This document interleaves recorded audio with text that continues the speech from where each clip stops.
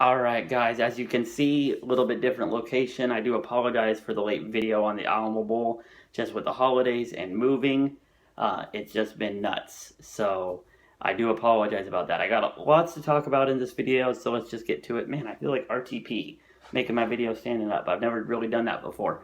But, on to Dakota Prukop. I think I talked about him a little bit in my last video before all this craziness happened.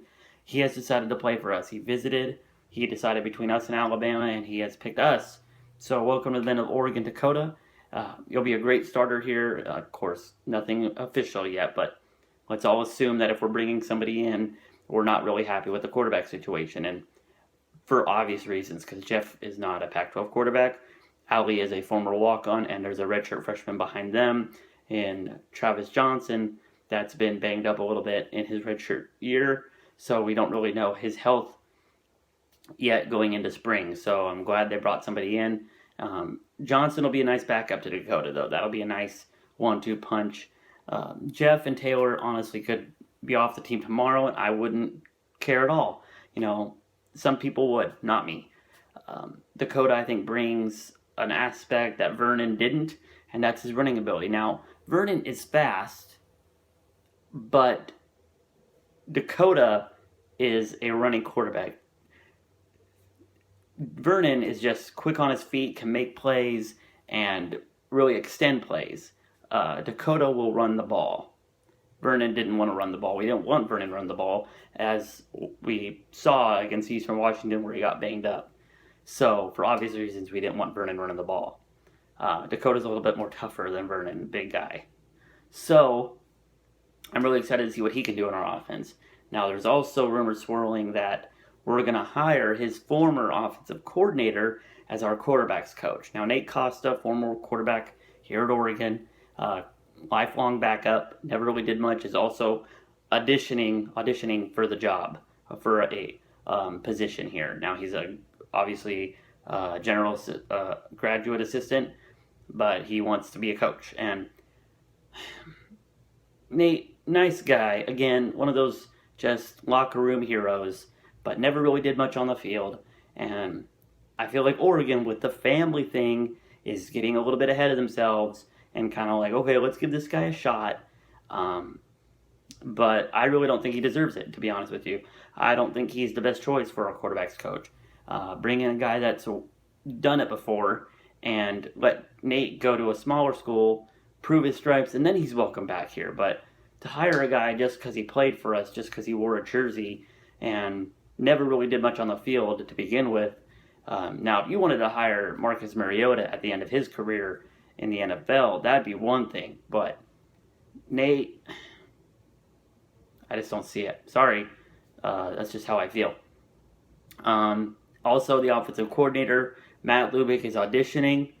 Him and Mark will share play calling duties in the Alamo Bowl. I'm really excited to see the play calls change. Frost, I talked about it.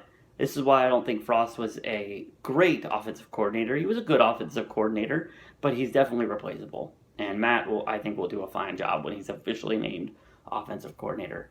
On to the game, boy. I'm kind of glad I waited because it lost a little bit of its luster today. Trevon Boykin decided to be a dumbass and go get in a bar fight and assault a police officer, so he's obviously suspended. He won't be playing, and that's an Oregon W in my opinion. I thought we were going to win regardless. I thought we would be able to score a little bit faster than them, but now without Trevon, I mean, I really don't know the quarterback situation. I know he didn't play all year. The whole season, I should say, and they took Oklahoma to the wire without him, but that was with a week to prepare and really get the quarterback inundated into the offense. Now you have 2 days, and I'm not the TCU's coaching staff, obviously, so I don't know how they handle the process of bringing quarterbacks into the playbook for the week. I don't know if this backup is ready right now or if he's got to cram and study and get everything ready to be the guy come Saturday. So honestly, I'm very confident now that we're going to win this game. We should win this game, and that's what a lot of people are going to be saying, is Oregon should win this game. Without Boykin and without Dotson, the top wide receiver for TCU, this is a game Oregon should win. And if we don't, it's kind of like, whoa, what happened? And if we do, everyone's like, okay, golf clap, you did what you were supposed to do. So it's kind of sucky for Oregon that they're not going to get a lot of credit for winning this game, even though it is still one of the better non-New Year's Six bowl games out there. So I'm still excited for the game. Really want to win this one, obviously now because we're supposed to, and really wanted to win it before because it was a great matchup. But yeah, really want to win this game, want to take the season out on a high note.